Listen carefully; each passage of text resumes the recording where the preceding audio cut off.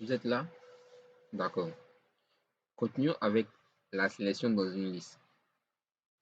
Pour extraire une composante de la liste, on peut toujours le faire en indiquant la position de l'élément que l'on souhaite extraire. Faisons d'abord une sélection par position. Les doubles crochets ici permettent de retourner l'élément de la liste. Il faut noter que ma liste crochet simple 1 retourne une sous-liste composée de l'élément 1 de la liste initiale. Donc si on fait length ma liste 1, ça va être égal à 1. D'accord? Et ma liste double crochet 1 retourne l'objet R qui compose l'élément 1 de la liste. Donc si on fait length ma liste double crochet 1, cela retourne la longueur de l'objet stocké en premier dans la liste ma liste. D'accord? Donc on va prendre un exemple pour comprendre tout cela. Alors, prenons la variable petit is, grand is, petit y, grand y. Mettons tout ça dans une liste qu'on va appeler ma liste. Alors, le premier élément qui est is sera appelé comp1.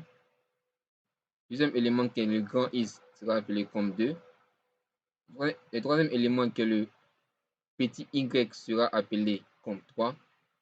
Et enfin, le dernier élément qui est le grand y sera appelé élément 4. D'accord? Donc ici, on va afficher ma liste. Et là, on voit qu'on a les différents éléments avec les noms. D'accord?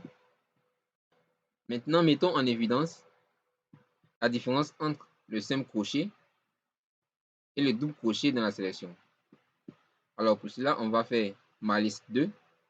Ici, ma liste 2 va retenir le composant 2 de notre liste, c'est-à-dire comp 2. D'accord? Et si on fait length ma liste 2, cela retourne ici 1. Si on a un seul composant. Et si on fait ensuite ma liste double crochet 2, cela va cette fois-ci extraire le second élément de la liste. C'est-à-dire qu'on va extraire les éléments qui composent la liste 2. D'accord?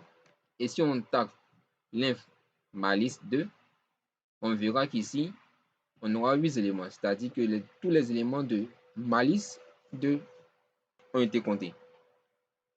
D'accord? Faisons à présent une sélection par nom. Alors, lorsque vous souhaitez sélectionner au sein d'une liste en utilisant directement le nom d'un des objets qu'elle contient, vous pouvez l'écrire de deux façons.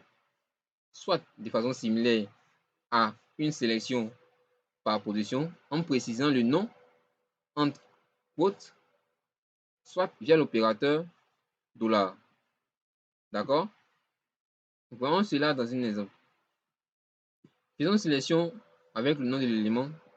Ici, ma liste comp 2.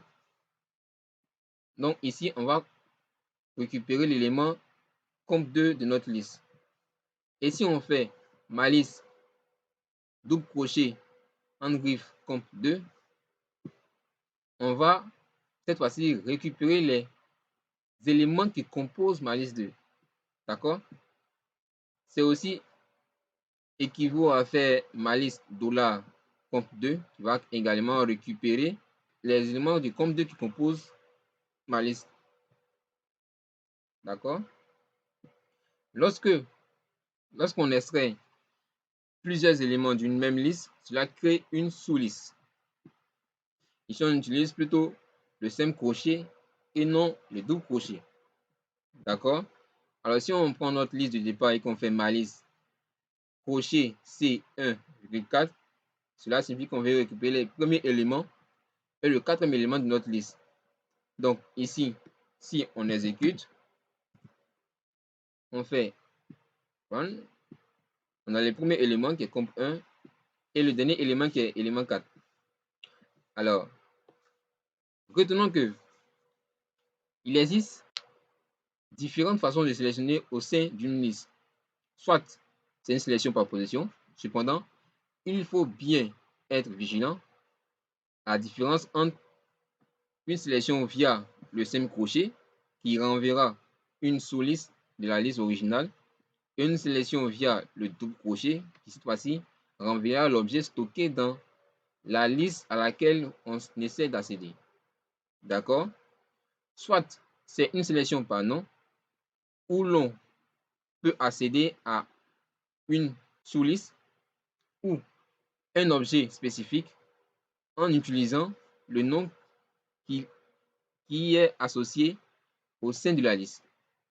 Dans le prochain chapitre, nous parlerons un peu plus en détail de comment sélectionner au sein d'un data frame. Merci d'avoir suivi cette section. N'oubliez pas de vous abonner à la chaîne, de laisser un pouce en l'air si vous avez aimé et on se voit tout à l'heure pour la suite.